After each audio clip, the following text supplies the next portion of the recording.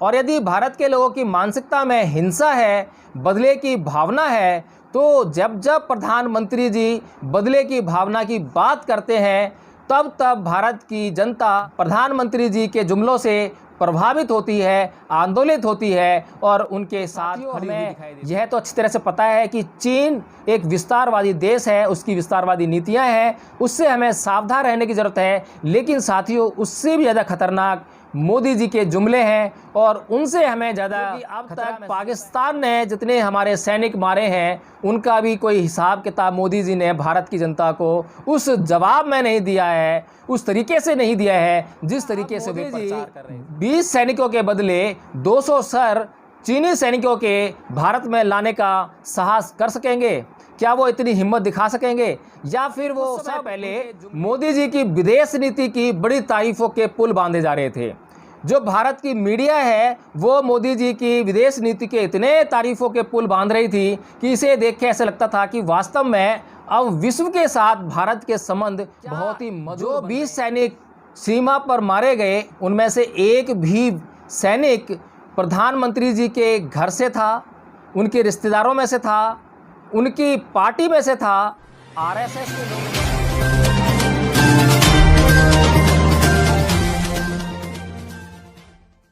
जय भीम, नमो बुद्धाय।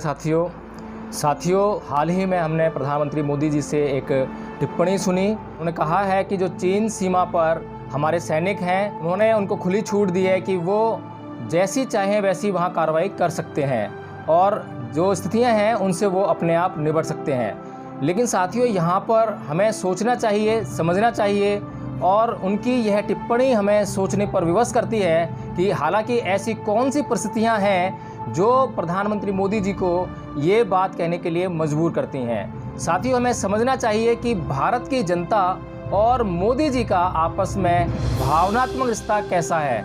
अगर हम इस बात को समझ जाएं तो हम मोदी जी की इस बात की मंशा को समझ सकते हैं। साथियों, मोदी जी अच्छी तरह जानते हैं कि भारत की जनता भावनाओं में बहने वाली जनता है और उसकी भावनाओं को बहाना बहुत ज़रूरी है, उसकी भावनाओं को एनकेस करना बहुत ज़रूरी है। और जब तक मोदी जी इस बात में सफल होते हैं कि वो जनता की भावनाओं को अपने फेवर में ला सकें, तब तक वे सत्ता में रहेंगे और सत्ता का मज़ा लूटते रहेंगे। साथियों, हमें ये समझना चाहिए कि मोदी जी ने केवल भारत की सेना को छूट देने की बात कही है।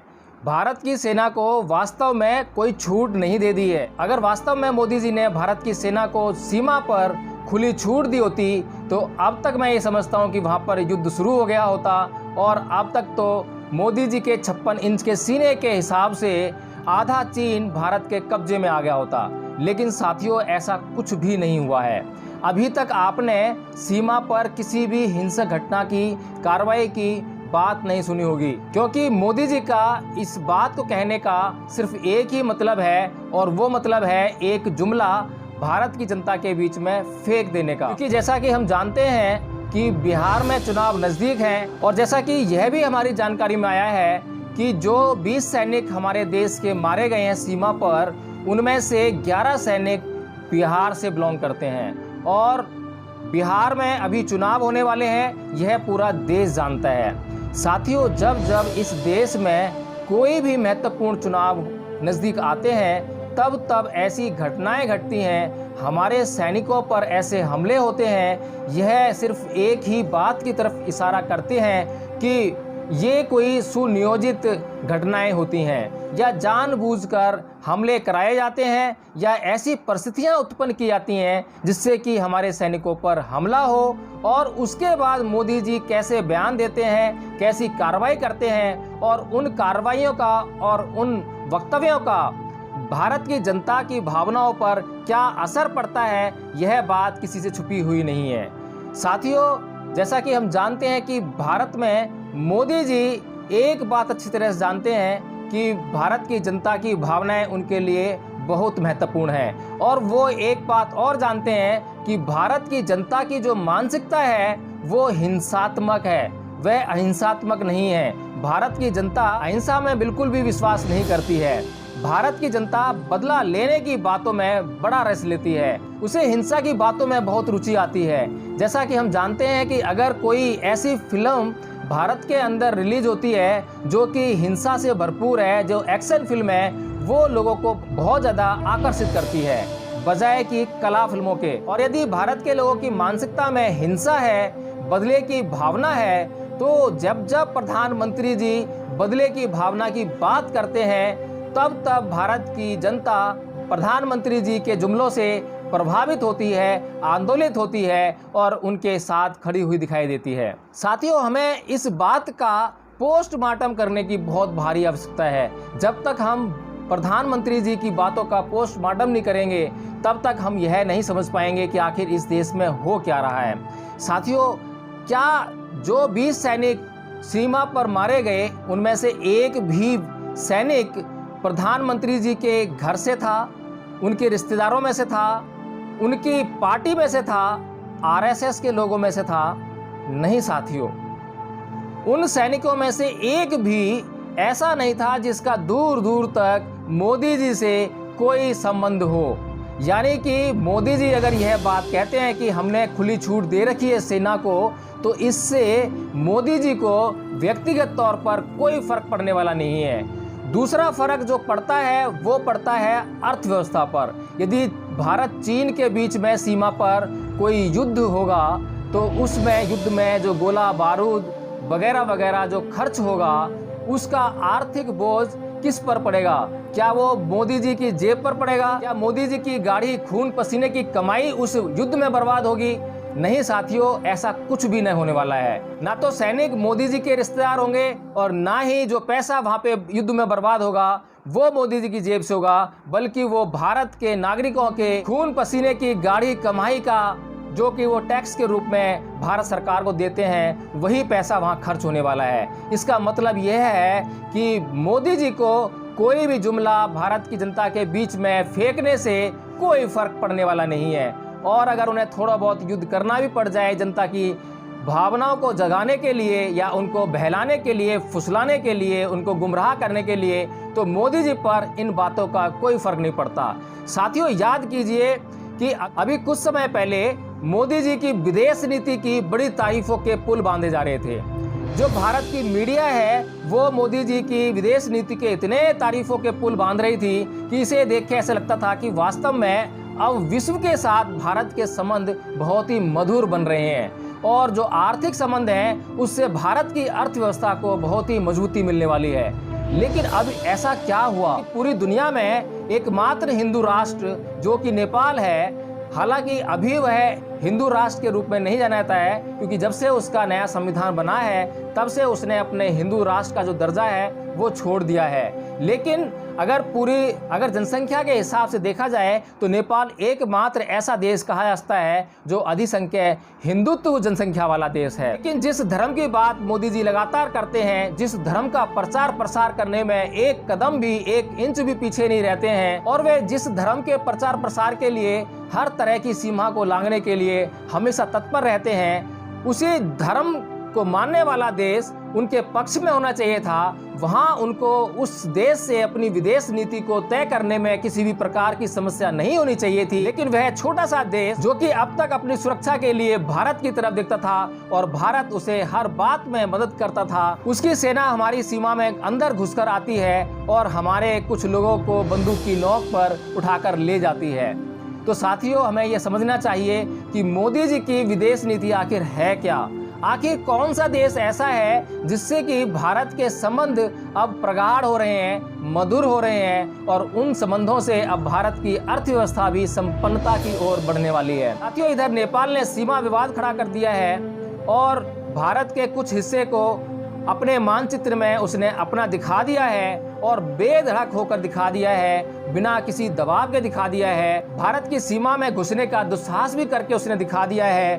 वहां से यह खबर भी आ रही है कि बांग्लादेश से भी अब हमारे संबंध मधुर शायद ना रहें, क्योंकि वहां पर चीन के साथ में उसकी कुछ बातचीत चल रही है। चीन से हमारे संबंध मधुर नहीं है, बांग्लादेश से हमारे संबंध मधुर नहीं रहेंगे, नेपाल से हमारे संबंध मधुर नहीं है, पाकिस्तान से तो हमेशा से ही हमारे संबंध मधुर नहीं रहे हैं, कटु बने रहे हैं और सीमा विवाद हमेशा चलता रहता है। तो साथियों, इन सब बातों के मद्देनजर अब हमें ये सोचना पड़ेगा कि आखिर मोदी जी की विदेश नीति है क्या, उसका अस्तित्व क्या है, उसका महत्व क्या है, उसका वजूद क्या है और उसका भारत के लिए क्या अर्थ है। साथियों, आपको याद होगा कि जब मोदी जी पहली बार सत्ता में आने का प्रयास कर रहे थे, सन 2014 की जो लोकसभा का चुनाव हो रहा था, उससे पहले जो प्रचार कर रहे थे, उस प्रचार में उन्होंने बार बार कहा कि एक सैनिक के बदले 10 सर लेकर आएंगे, एक सैनिक के बदले 10 सर लेकर आएंगे। लेकिन साथियों, अभी चीन ने हमारे 20 सैनिक मार दिए। तो क्या अब मोदी जी 20 सैनिकों के बदले 200 सर चीनी सैनिकों के भारत में लाने का साहस कर सकेंगे? क्या वो इतनी हिम्मत दिखा सकेंगे या फिर वो सब उनके जुमले ही थे? क्योंकि अब तक पाकिस्तान ने जितने हमारे सैनिक मारे हैं, उनका भी कोई हिसाब किताब मोदी जी ने भारत की जनता को उस जवाब में नहीं दिया है, उस तरीके से नहीं दिया है जिस तरीके से वे प्रचार कर रहे थे। एक सैनिक के बदले 10 सर, यहाँ तो एक सैनिक के बदले आधे सैनिक का भी सर नहीं आ पाया है, आप तो एक सैनिक के बदले 10 सर की बात कर रहे थे। तो साथियों, हमें ये समझना चाहिए कि मोदी जी की विदेश नीति पूरी तरह से विफल हो चुकी है, फेल हो चुकी है और वो औंधे मुंह आकर गिरी है। अब अगर भारत की जनता थोड़ा सा समझदारी से काम ले तो कम से कम अब मोदी जी को आने वाले चुनावों में थोड़ा सा सबक सिखा सकती है और आने वाले चुनावों में अगर वो समझदारी से काम ले तो मोदी जी को अब सत्ता में आने से भी रोक सकती है। क्योंकि अब तक जिस तरह से मोदी जी ने भारत की सत्ता संभाली है, उससे भारत नुकसान की ही तरफ बढ़ा है। भारत ने बड़े बड़े नुकसान ही झेले हैं, अर्थव्यवस्था औंधे मुंह गिरी है। कोविड-19 जैसी महामारी के काल में बड़े बड़े घोटाले नज़र में आ रहे हैं। अभी मोदी जी अपने फायदे की बात करने से कभी नहीं चूक रहे हैं। अमित शाह जी अपनी बड़ी बड़ी रैलियों को करने से भी गुरेज नहीं कर रहे हैं। जहां जनता को सोशल डिस्टेंसिंग का पालन करने के लिए प्रेरित करना चाहिए था, वहां मोदी जी लगातार ऐसे कार्य कर रहे हैं जिससे कि सोशल डिस्टेंसिंग खत्म हो। तो अभी हमें इस बात को अच्छी तरह से समझना चाहिए कि मोदी जी की दिशा और दशा किस प्रकार की है। मोदी जी की जो विदेश नीति है, मोदी जी की जो घरेलू नीति है, मोदी जी की जो राजनीतिक नीति है, मोदी जी की जो धार्मिक नीति है, मोदी जी की जो सामाजिक नीति है, उनका सिर्फ और सिर्फ एक ही अर्थ नजर आता है और वो है उनकी सत्ता लोलुपता। कि उनका एक ही ध्येय है कि किस प्रकार इस देश की सत्ता में बने रहना है। तो साथियों, हमें सोचना चाहिए, समझना चाहिए कि प्रधानमंत्री जी का काम है जनता के बीच में जुमले फेंकने का, और वे यह बात कह सकते हैं कि उन्होंने भारत के सैनिकों को खुली छूट दे रखी है, लेकिन इस खुली छूट के कोई भी मायने नहीं है यदि उसका कोई भी फल भारत की जनता को नहीं मिलता है, या भारत के सैनिक अपना बदला नहीं ले पाते हैं, या भारत अपनी सीमाओं की रक्षा नहीं कर पाता है।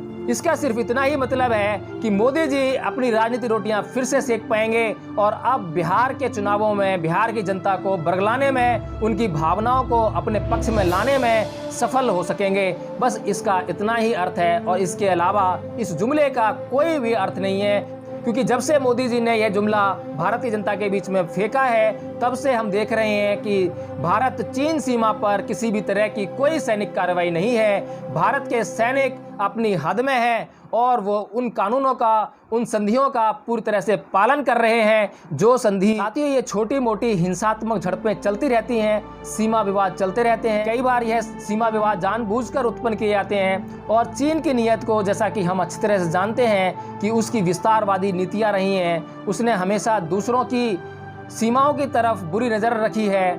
अभी हमारे पास सबसे जीता जाता उदाहरण तिब्बत का है, जो कि तिब्बत बहुत शांतिपूर्वक अपना जीवन निर्वाह कर रहा था। उसके अंदर उसने हिंसात्मक कार्रवाई की, वहाँ के लोगों को उसने मारा और वहाँ से दलाई लामा को भागकर भारत में शरण लेनी पड़ी। तो साथियों, हमें यह तो अच्छी तरह से पता है कि चीन एक विस्तारवादी देश है, उसकी विस्तारवादी नीतियाँ हैं, उससे हमें सावधान रहने की ज़रूरत है। लेकिन साथियों, उससे भी ज़्यादा खतरनाक मोदी जी के जुमले हैं और उनसे हमें ज़्यादा खतरा महसूस होता है। और ऐसे प्रधानमंत्री जिसको अपने देश के सैनिकों के मरने पर कोई गुरेज नहीं है, ऐसे प्रधानमंत्री हमें नहीं चाहिए। देश में ऐसे नेता हमें नहीं चाहिए। हमें देश में शांति प्रिय नेता चाहिए। हमें देश में ऐसे नेता चाहिए जो देश को समृद्धि के पथ पर अग्रसर कर सकें, जो देश में रोजगार पैदा कर सकें, जो देश की अर्थव्यवस्था को समृद्धि की ओर ले जा सकें। तो साथियों, मैं इसी हद अपनी बात समाप्त करता हूँ। जय भीम, नमो बुद्धाय। मेरा अपना चैनल, आपका चैनल, समाज का चैनल, देश का चैनल NV News 24/7 को आप लाइक करें, सब्सक्राइब करें और ज्यादा से ज्यादा इसकी वीडियो को शेयर करें ताकि हर खबर को मैं आप तक आसानी से पहुंचा सकूं।